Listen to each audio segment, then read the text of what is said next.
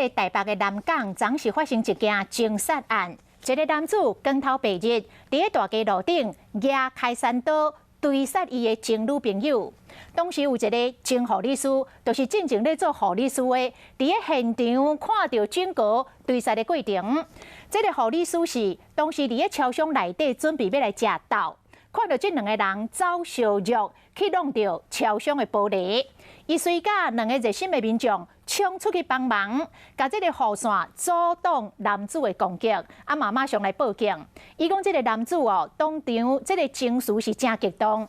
因为伊之前做过护理师，所以马上帮忙来处理这个查囡仔的刀伤，专程陪伴等待救护车，稳定伊的情绪。这位前护理师嘛将做这个案件的关键人物。应该就是 情绪没办法稳定下来，对，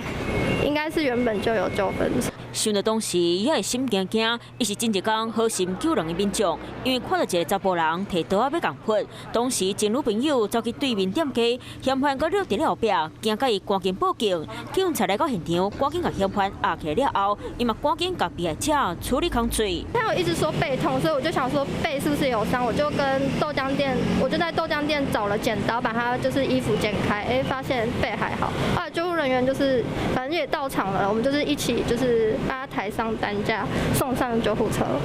因为捌做过护理师4年，当时伫咧现场唔惊火，冷静面对处理控罪，正做案件的关键人物。直到救护车来到现场，拢专程陪伴这位伤者，安大伊心情。在这边等座位，就是要等吃午餐，然后就听到外面有撞击声，就是两个人扭打在一起，就撞到 7的玻璃，然后我就赶快就是跑出来。 这件代志就发生在咧昨下午饭店外，当时前护理师中途买饭，刷拄着嫌犯要甲情侣朋友溜回来，溜袂回来就要甲伊扑。看到这个画面，伊敢若想要共救，当时大家摕雨伞要阻挡嫌犯，被害者虽冇无生命危险，不过嘛伤啊真严重。即摆伊讲希望凶手爱得到法律制裁，让被害者安心疗养。